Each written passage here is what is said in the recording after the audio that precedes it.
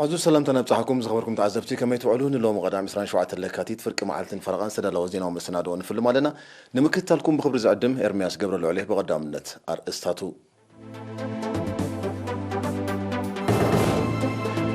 أنفر مينستر هابت بحر زوبا سميناوي كي بحر طلب برد قففت عسان من ملا أبرتي يسرح الله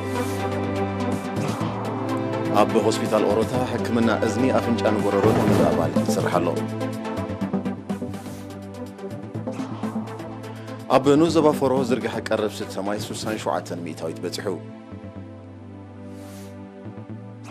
أبال هاجرات أوروبا حبرت تكبار ونت لبدا كوفيد 19 مقوصار توسينو زلو أجراتات كرقاق سردادين چاينان هندن سراويتن كابتي زكرا خرن كبابيتات ملو بملو كم صحابة تقليتو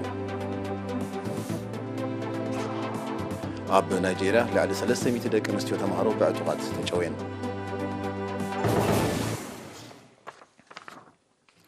أب زرزراتو حبريتا كاب مينستر تعنا تمالي 26 لكاتيت أب موشبي مأكلات زوباتات مأكلن سميناوي كيح بحرن بالسجبرة ناي لابراتوري مرمراتات إسران حدن زيجاتات بكورونا فيروس ملكافهم ترجعيتو كابزيوم 16 أبس مرازوا مأكل حموش تدمه أب مهميمة زوبا سميناوي كيح بحرت خوشيوم تنحيهم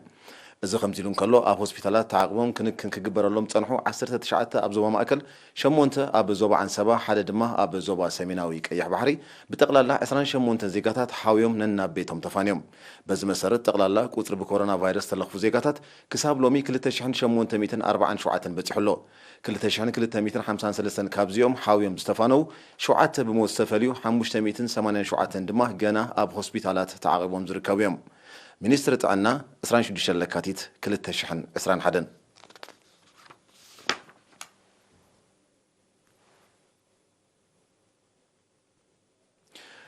أنفر مينستري حبت بحري زوبا سميناوي كي بحري طلب برد قففت عسان من ملا بزك هيدو زلو تعري 27 ميتاوت كشفن باقيعو كم زلو تقليتو وكل إرنا محارب لاي نزدالو تأب يوناس أبراهام كأوربويو چنفر منستر هابتي بحري زوبا سميناوي كيح بحري طلب برد أب جماجم بحرن دسيتات النص صباتات باتا فرو قال علون دهلاكن زنطفو قففت عسان من ملا أبرتي يسرح كم زلو قليتهم أبز حلفنا ينطلنت عمتات أبز مداي زبز تقبر وفري سلسة برد زفريا فابريكاتات بمتكالن متن زفر برد كاب 10 ميتاويت ناب 7 ميتاويت كب كم زبله إذن ما متن زقفف عسان بقعتون زمسكن أستواتو كم زقبره أبتي چنفر حلافي مفر برد أتو حمد إدريس حبيروم قففت عسا قنتي كاب لمداوي ناب زبناوي أقباب نمسقارهم زوهابهم سلطناتاتن نتفتاتهم نممعبال بملك علاقة زعجلهم موترتاتن مكفف عسا سكيعتن زقفو عسا بقعتون درجون حليو ناب عداقاتات نمبصح قرب برد مسارتاوي مخانو تغساتو حمد تبسيحو زولو درجة أب معبال التطلات بقليل زتمت كم زي كونه أبريهم نتوم قففت عسا الناطر نفكا بمحبر غيركا حجزات كتبك أقدم سلزوخه مينستري نزيهم بمحبر وديبو حجزات إنها بيتصنيحوا مالتي حجي نتي تداخل مزتصنيح مكفاف عسى نعون مبرباريو حجي نتي زقفف عسى بقعتون درجون حليو نب تتقامنا تهزب خبصح تخيدو بردي زد اليوم مالتي حجي أبزو زوبانا مكفاف تراح زي كورس واعي قال هرول سلوزلو برسي عبا قداس النتر له كابزو تبقيسو بريستر حبت بحري أبكتشن 15 زين أبزياز الله حدشت ماشينات أتاتي أبزو وادزي أبزي زوبانا كلت ماشينات بردين زلوا حنتي أبزي أبتعتنات المحاضر مالتيو أبزي قبي حنت خاء أب تي قرار كوينا أبتعت كوربريشن تم محاضر يا مالتيو حجي إزي مستي ناي مكفاف عسى تري خلاخ أقول سلزي هونه أبز حصري مينستري وديبو حنتي حداش ماشين كم تمتسي مدب تتحيز له مالتي كففت عصاب بعقم مسارحيتات النمعبال بزت كبر زلو مدبات أبز حلف عمت بحوسي اندسترياون لمداون الجباب أستات شحن 700 طن عصا كم تقفه مس عبيت زقفف عصاتات دما قرب برد معباي وساني سلازخونه منستر هابت بحري أب قربا مصاي كلت فابريكاتات كتكل مدب كم زلو بمحبار أبزوان زين قففت عسان من تبع تبهيلو 1 كيلو طحون برد بحد نقفان 10 سنتيمن يشيت كم زلو قليصوم ገፈፍቲ ዓሳ ብግድኦም ሚኒስትሪ ሃብቲ ባሕሪ ዝጸንሖም ሕፅረታት ንምምላእ ዝገብሮ ዘሎ ደገፍን ናይ ልቓሕ ዕድላትን ንጥፈታቶም ከማዕብሉ ከም ዝሓገዞም ብምጥቃስ ጠለባት ዕዳጋ ኣብ ምምላእን መነባብሮኦም ኣብ ምምሕያሽን ርኡይ ውፅኢት ረኺቦምሉ ከም ዘለዉ ኣረጋጊጾም ሚኒስትሪ ሃብቲ ባሕሪ ካብ 1994 ክሳብ 2016 ልዕሊ 151 ሚልዮን ናቕፋ ዝዋግኡ ናውቲ ማለት ጀላቡ ሞተረታት ጀላቡ መክፈፍቲ ዓሳ ሰኪዕትን ካልእ መሳርሒታትን ብመልክዕ ልቓሕ ንልምዳውያን ገፈፍቲ ዓሳ ከም ዝዓደለ ሰነዳቱ የነጸር ኣገልግሎት ጥዕና ብዝርግሕን ዓይነትን ንምምዕባልን ንምስፋሕን ብዝተኻየደ ጻዕሪ ኣብ ሆስፒታል ኦሮታት ዝርከብ ሕክምና እዝኒ ኣፍንጫን ጎረሮን ዘመናውያን ማሽናት ብምዕጣቕ ንጥፈታቱ ንምምዕባል ይሰርሕ ኣሎ ጋዜጠኛ ዳናይት ገብረ ህይወት መልክዕ ጸብጻብ ዘዳለወቶ ትሕዝቶ ይስዕብ እቲ ዝበዝሕ እኳ ኣብ ኦፒዲ ንገብሮ እንተኾና ገሊኡ ግን መደንዘዝ ስለ ዘድልዮ ናብ ኦኣር ንኣቱ ማለት እዩ ብጀካ ኣብ ጎረሮ ናይ መግቢ መተሓላለፊ እዚኣ ሕጂ ኣብቲ ናይ መግቢ ቱቦ እያ ጸኒሓ እታ ሳንቲም ውሒጥዋ እዩ ኣብ ቀጽሪ ሃገራዊ መወከሲ ሆስፒታል ኦሮታ ተደኪኑ ዝርከብ ክፍሊ ሕክምና እዝኒ ኣፍንጫን ጎረሮን ዘመናውያን ማሽናት ብምዕጣቕ ዝህቦ ኣገልግሎት ንምምዕባልን ንምስፋሕን ይሰርሕ ከም ዘሎ ገሊጹ እዚ ኣገልግሎት ተመላለስቲ ሕሙማት መጥባሕትን መደቀስ ሕሙማትን ዘጠቓልል ክፍሊ ኣዝየን ዘመናውያን ማሽናት ዓጢቑ ዕለታዊ ክሳብ 80 ተሓከምቲ ከም ዘእንግድ መጥባሕቲ ዘድልዮ ኩነት ምዝፍጠር ድማ ህጹጽ መጥባሕቲ እናካየደ ንጥፈታቱ ብጽቡቕ የሰላስል ከም ዘሎ ክኢላ ሕክምና እዝኒ ኣፍንጫን ጎረሮን ዶክተር ኣለም ተኽሉ ምስ ኤሪና ኣብ ዘካየደቶ ቃለ ምሕትት ሓቢራ ብምሉእ ኣቑሑትና ኣፕ ቱ ዴት ዝኾነ ሕጂሲ ኣብ በዓል ጀርመን ዝሰርሕሉ ዘለዉ ኣቑሑት ገሊኡ ኣቑሑትና እውን ወላ ብገለ ክሊኒካት ናይ ኤውሮጳ ደየለ ጽቡቕ ዓጢቕና ኢና ንሰርሕ ደለና ኣብ ህፃናት ባዕዳዊ ነገራት ምውሓጥ ካብቶም ብተደጋጋሚ ዘጋጠሙ ኣሰከፍቲ ተርእዮታት እዮም ዝበለት ዶክተር ኣለም ወለዲ ደቆም ሳንቲምን ደቀቕቲ መጻወቲ ንብረትን ከይውሕጡ ጥቡቕ ክትትል ክገብሩ ሓደጋ ኣብ ዘጋጥመሉ ድማ ተቐላጢፎም ናብ ሕክምና ከምጽዎም ተላብያ ዝኾነ ቆልዓ ጥዑይ ጸኒሑ ኣብ ውሽጢ ውሕስናት ደቃይቕ እንድሕር ኩነታቱ ተቀያይሩ ክስዕል ክዕበስ ጀሚሩ ገለ ሽግር ኣለዎ ማለት እዩ ኣቀዲሙ ረስኒ ገለ እንተነይርዎ ካልእ ሕማም ክኸውን ይኽእል እዩ ክጻወት ዝጸንሐ ቆልዓ ግን ሰዓልን ምዕባስን ፂፂፅ ልብል ድምፅን ከስምዕ እንድሕር ፈቲኑ ወለዲ ክጎዩ ጥራሕ ይደለዎ ምክንያቱ ሲ ኣብ ሳምቡኣት የሎ ማለት እዩ እቲ ዝኸፍአ ሓደገኛ ድማ እቲ ኣብ ሰምቡ ደኣቱ ፎሬን ቦዲ ምስ ጥዕና እዝኒ ኣብ ዝተሓሓዝ ድማ ዶክተር ኣለም ባዕዳዊ ኣካል ናብ እዝኒ ኣብ ዝኣትወሉ ዝኾነ መሳርሒ ተጠቒምካ ከተውፅኦ ምፍታን ክሳብ ናይ ጽመት ስንክልና ከስዕብ ከም ዝኽእል ብምሕባር ምውፅኡ ፍሉይ መሳርሕን ሞያዊ ሜላን ስለ ዝሓትት ግዳይ ናብ ሕክምና እዝኒ ኣፍንጫን ጎረሮን ክመጽእ ከም ዘለዎ ኣተሓሳሲባ ዝኾነ ሰብ ኣይፈትን ተወድያ ነቲ ሕሙም ስለ ዘይጎድኦ ወላ ድሕሪ ወርሒ ይብጻሕ ናባና ጸገም ይብሉ ሓንቲ ይገብሮ እንስሳት ተኮይኑ ኣቲካ ንኣብነት ከም ድዱዕ ድዩ ጻጸ ድዩ ድማ ዘይቲ ትመልኣነታ እዝኒ ዘይቲ ዝኾነ ዘይቲ ናይ ብልዒ ክኸውን ይኽእል ናይ ርእሲ ክኸውን ይኽእል እቲ ኢንሴክት እቲ እንስሳ ወላ ጻጸ ኩን ወላ ድዱዕ ዘይቲ መሊእካ እንድሕሪ 10 ደቂቃ ደቂስካየ ይመውት እዩ ዶክተር ኣለም ብተወሳኺ ካብ ወፃኢ ሃገር ምስ ዝመጹ ክኢላታት ዝግበር ዝነበረ ናይ መጥባሕቲ መደባት ብሰንኪ ለበዳ ኮሮና ቫይረስ ደው ኢሉ እኳ እንተሎ እቲ ክፍሊ ነቲ ኩነታት ኣብ ግምት ዘእተወ ኣሰራርሓ ብምኽታል መደባቱ ብኣድማዕነት ንምትግባር ይነጥፍ ከም ዘሎ ኣረዲኣ ሕክምና እዝኒ ኣፍንጫን ጎረሮን ሕሙማት መሸፈኒ ኣፍን ኣፍንጫን ከይገበሩ ክትርኢ ስለ ዘገድድ ምስ ለቢዒ ኮሮና ቫይረስ እቲ ዝዓበየ ብድሆ ኮይኑ ከም ዘሎ ዝሓበረት ዶክተር ኣለም እቲ ሕክምናዊ ኣገልግሎት ኣብ ዞባታት ዝሰፍሓሉ ስጉምትታት ክውሰድ ለበዋ ኣቕሪባ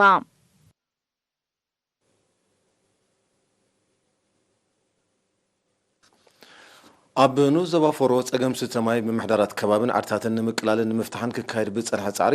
ዝርግሐ ውሕስ ቀረብ ስተማይ 67 ሚእታዊት ከም ዝበጽሐ ካብ ምምሕዳር ናይቲ ኑዞባ ዝተረኸበ ሓበሬታ ኣፍሊጡ ኣብቲ ምምሕዳር ሓላፊ ፕሮጀክታትን ምክትታል ዓድታትን ኣቶ ገብረ ህይወት ገብረ እግዚአብሔር ነይሪና ብዝሃቦ ሓበሬታ ዓድታት ሮብሮብያ ገለል ዒንደ ላሓዜን ኣፍታ ዙላ ካድራ ኢራፋለን ኣይሮማለን መንግስቲ ብዘዋደዶ ብፀሓይ ውፅዓትን ብጀነሬተርን ዝሰርሕ ፕሮጀክታት ፎሮ ማልካን ጉዕዛን ድማ ካብ ሩባዊዓ ብዝምንጩ መስመራት ኣገልግሎት ማይ ከም ዝረኸባ ምጥቃስ ኣብ ጎቦታት ዝተደኮነ ዓድታት ዳቅዓ ዲዖትን ገብገብ ዋሳን ግና ጸገማት ከም ዘለውና ረዲዩ አቶ ገብሪ ህይወት አስዕቡ ታሕተ ባይታዊ ማይ ናይቲ ንዞባ ጨዋምነቱ እናውሰኸ ስለ ዝመጸ እተን ጥዑማይ ሰትያ ዓድታት ሓደ ሲሶ ጥራይ ምዃነን ብምጥቃስ ነዚ ንምቕያር ምስ ክፍሊ ማይ ምርዳእ ይግበር ከም ዘሎ ነተን ኣብ ጎቦታት ዝርከባ ዓድታት ድማ ካብ ሩባ ሓዳስ ንምስሓብን ካልእ ኣማራፅታት ንምንዳይን ጻዕርታት ይካየድ ምህላው ብምሕባር እቲ መሰረት ፍታሕ ኣብ ምጥርናፍ ዓድታት ስለ ዝኾነ ዝምልከቶ ኣካል ክደፍ ኣሉ ኣተሓሳሲቡ ንመደባት 2021 ብዝምልከት ድማ ኣቶ ገብሪ ህይወት ኣብ ኣይሮማለ ዝርከብ ፕሮጀክት ማይ ናብ ፀሓይ ውፅዓት ንምቕያር ከምኡውን ናብ ጨዋዩ ተቐይሩ ዘሎ ምንጭ ማይ ኢራፋይለ ንምትካእ ውጥን ከም ዘሎ ምግላጽ ህዝቢ ኣብ ዕቃቢ ዝተዋደደ ፕሮጀክታትን ኣጠቓቕማ ማይን ውሕሉል ሜላታት ከዘውትር ተላብዩ 6375 ትርዒት ኪሎ ሜትር ስፍሓት ዘለዎ ንዞባ ፎሮ ብ15 ምምሕዳራት ከባብን 58 ዓድታትን ዝቆመ ኮይኑ ኣስታት 44,000 ነበርቲ ኣለውዎ ኣብ ንዞባ ሓጋዝ ኣብ ዝሓለፈ ናይ ናጽነት ዓመታት ኣብ ጽላታት ትምህርቲ ጥዕናን ቀረብ ማይን ብዝተገብረ ወፍሪ ቁጽሪ ትካላት ትምህርቲ ብልዕሊ 470 ሚእታዊት ከም ዝዓበየ ተገሊጹ ብመሰረት ካብ ቤት ጽሕፈት ሚኒስትሪ ትምህርቲ ናይቲ ንዞባ ዝተረኽበ ሓበሬታ ኣቐዲሙ ኣብ ኢንኪሜትሪ ፋር ኣልባ ግላስ ኣሸራ ቀሮት ነጃርን ከተማ ሓጋዝን 9 ኣብያተ ትምህርቲ ጥራይ ከም ዝነበረ ኣብዚ እዋን እዚ ግን እቲ ኣሃዝ 11 ናይ ቅድመ ትምህርቲ 21 ናይ መባእታ 10 ናይ ማእከላይ ሓንቲ ድማ ናይ ካልኣይ ደረጃ ናብ ዝርከበን 43 ትካላት ትምህርቲ ከም ዝዓበየ ክፍለጥ ተኻይሉሎ ኣገልግሎት ስተማይ ከተማ ሓጋዝ ንምምዕባል ብዝተኻየደ ጻዕሪ ድማ 4 ዒላታት 7 መዕደል ነውጣታት 2500 በርሚል ማይ ዝሕዝ ባስካን ክዋደድ እንከሎ 125 ኪሎ ሜትር ሻምብቆታት ማይ ከም ተዘርግሕን 1670 ቆጸርቲ ከም ተዓደለን ኣሃዱ ልምዓት ማይ ገሊጹ ብዘይካዚ 11 ዲጋታትን ራሄታትን ከም ተሃንጻ ዝጠቐሰት ሓበሬታ ኣብ ኩለን መምሕዳራት ከባቢ ዘመናዊ ስርዓት ቀረብ ማይ ተዋዲዱ ህዝቢ ብቐረባ ውሑስ ማይ ተዋዲዱሉ እፎይታ ከም ዝረኸበ እቲ ሓበሬታ ብተወሳኺ ኣነጺሩ ኣብ ከተማ ሓጋዝ ብሰለስተ ክፍልታት ኣብ ዝቆመት ናውጣ ጥዕና ዝወሃብ ዝነበረ ኣገልግሎት ሕክምና ንምምዕባልን ዝርግሑ ንምስፋሕን ብዝተገብረ ወፍሪ ድማ ኣብዚ እዋን እዚ ሓንቲ ኮማዊ ሆስፒታል 6 መደበራት ጥዕናን 2 ናውጣታት ጥዕናን ተዋዲደን ኣገልግሎት ይህባ ከም ዘለዋ ቤት ጽሕፈት ሚኒስትሪ ጥዕና ናይቲ ዞባ ሓቢሩ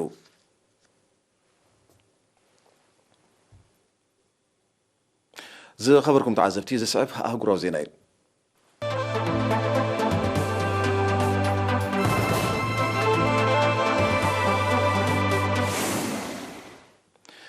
መራሕቲ ኣባል ሃገራት ኤውሮጳዊ ሕብረት ለበዳ ኮቪድ-19 ንምቁፅጻር ኣብ ምንቅስቓስን ማሕበራዊ ንጥፈታትን ተወሲኑ ናይ ዘሎ እገዳታት ተግባራውነት ንምርጋጽ ክሰርሑ ትማል 27 ለካቲት ብማንዛ ኣብ ዝተኻየደ ዋዕላ ተረዳድዮም እቶም መራሕቲ ኣብቲ ሕብረት ንንውሕ ዝበለ እዋን ምስቲ ቫይረስ ንምንባር ዝኽእል ዓቕሚ ክድለ ምድለዋት ኣባል ሃገራት ክሕይል ፀዊዖም መራሒት መንግስቲ ጀርመን አንገላ መርከል ኤውሮጳዊ ሕብረት ኣብ ዝመጽእ ዓመት ክቕልቀል ንዝኽእል ሓደሽቲ ጅራት ኮቪድ-19 ክታበት ንምዕዳል ዝኽእል ዓቕሚ ውህደትን ስሉጥነትን ክህልዎ ክትተሓሳስብ እንከላ ፕሬዚደንት ፈረንሳይ ኢማኑኤል ማክሮን ድማ እቲ ቫይረስ ንንውሕ ዝበለ እዋን ስለ ዝጸንሕ ምስኡ ንምንባርን ንምቁጻሩን ዘሎ ዓቕሚ ክሕይል ከም ዘለዎ እዩ ሓቢሩ ሓድሽ ቀዳማይ ሚኒስትር ኢጣልያ ማሪዮ ድራጊ ብወገኑ ኤውሮጳዊ ሕብረት ኣብ ልዕልተን ክታበት ጸረ ኮቪድ-19 ዘማዕበላ ኩባንያታት መፍረ መድሃኒት ዘለዎ ኣተሓዛ ብምትራር ቀረብ ንምውሓስ ከረጋግጽ ይጸውዑ ኤውሮጳዊ ሕብረት ልዕሊ 51.5 ሚልዮን ብልቃጥ ክታበት ጸረ ኮቪድ-19 ከም ተቐበለ ልዕሊ 29 ሚልዮን ድማ ድሮ ከም ተዓደለ ዝገለጸ ኮሚሽን ኤውሮጳዊ ሕብረት በዚ መሰረት ኣስታት 5 ሚእታዊት ካብ ጠቕላላ ህዝቢ ናይቲ ሕብረት ቀዳማይ እብረ ክታበት ከም ዝወሰደዩ ንመራሕቲ ኣባል ሃገራት ተገሊጹ ብመሰረት ምስቲ ጉዳይ ቅርበት ዘለዎም ኪላታት ኤውሮጳዊ ሕብረት ክሳብ መፋረቕ 2021 ልዕሊ 70 ሚእታዊት ካብ ዓቕሚ መንእሰይ ክኽተብ ኣውፂዎ ዝነበረ ውጥን ክሰምር ዘሎ ተኽእሎ ትሑት ኮይኑሎ እንተኾነ ግን ኤውሮጳዊ ሕብረት ኣሜሪካን ብሪጣንያን ነቲ ብኩባንያታትን ዝፈሪ ዘሎ ክታበት ንምብሓትን ቀዳምነት ንምርካብን ዝገብርኦ ዘለዋ ፖለቲካውን ቁጠባውን ጸቕጢ ካብ ኤውሮጳዊ ማሕበረሰብን ክኢላታት ጥዕናን ከቢድ ወቐሳን ተቃውሞን ይገጥሞ ከም ዘሎ ማዕከናት ዜና የጋውሕ ኣለዋ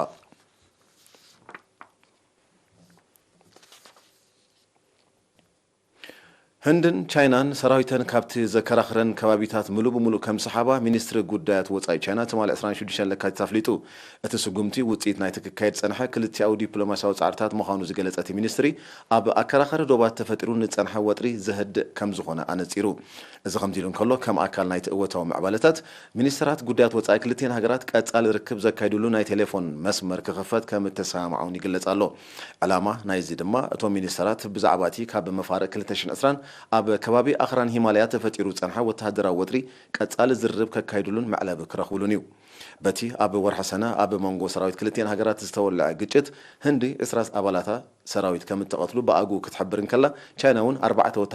ወተሃደራታ ከም ዝኸሰረት ዶንግያ ገሊጻ ነቲ ወጥሪ ንምህዳእ ጽዑቕ ዲፕሎማስያዊ ርክባት ክካየድ ምጽንሑ ጸብጻባት ይረድኡ ቻይናን ህንድን ኣስታት 3500 ኪሎ ሜትር ብግቡእ ዘይተሓንጸጸ ኣከራኻሪ ዶብ ከም ዘለወን እዩ ዝሕበር ኣብ ናይጄርያ ዛጊት መንነቶም ዘይተነጸረ ዕጡቓት ኣብ ሰሜናዊ ምዕራብ ናይጄርያ ኣብ ልዕሊ ዝርከብ ኣሕዳሪ ቤት ትምህርቲ መጥቃዕቲ ምፍጻም 317 ደቂ ኣንስትዮ ተምሃሮ ከም ዝጨወዩ ይጋዋሕ ኣሎ እዚ ኣብ ክፍለ ሃገር ዛምፋራ ዝተኻየደ ጭውያ ሰሙን ድሕሪ ኣብቲ ከባቢ ዝተፈጸመ ጭውያ ኣስታት 70 ሰባት እዩ ዝስዕብ ዘሎ ሰመን ጸጥታ ናይቲ ክፍለ ሃገር ነቶም ዕጡቓት ንምህዳንን ንተጨውዩ ንምምላስን ዝዓለመ ወተሃደራዊ ወፍሪ ተበጊሱ ከም ዘሎ ገሊጾም ኣብ ሰሜናዊ ናይጄርያ ንምባድልቲ ዝግበር ጭውያ ተምሃሮን በርጌስ ዜጋታትን ከምኡውን ከብቲ ካልእ ንዋይን ብምዝማትን ብምርሳይን ዝካየድ መጥቃዕታት ዕለታዊ ተሪኦ ኮይኑ ከም ዘሎ ጸብጻባት ሕብራት ሃገራት ይሕብሩ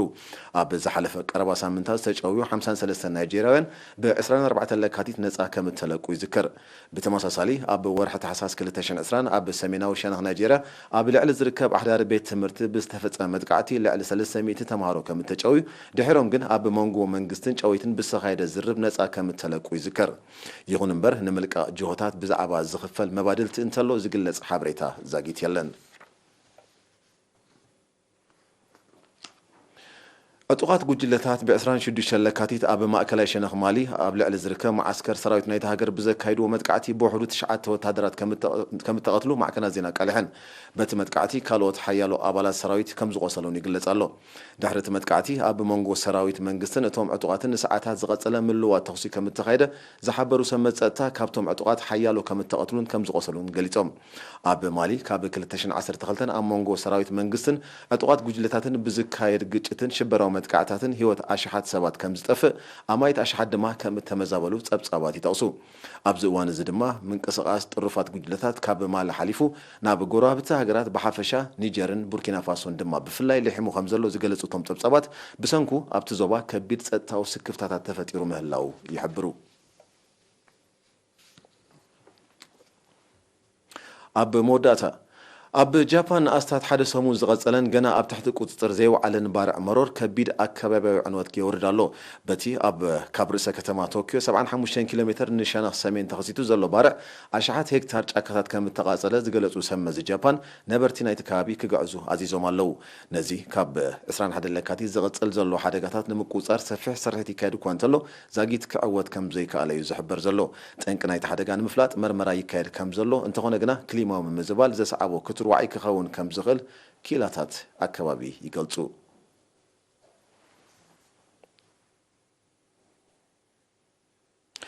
ዝኸበርኩም ተዓዘብቲ ዜና ኣብዚ ፍጸም ብሩኽ መዓልቲ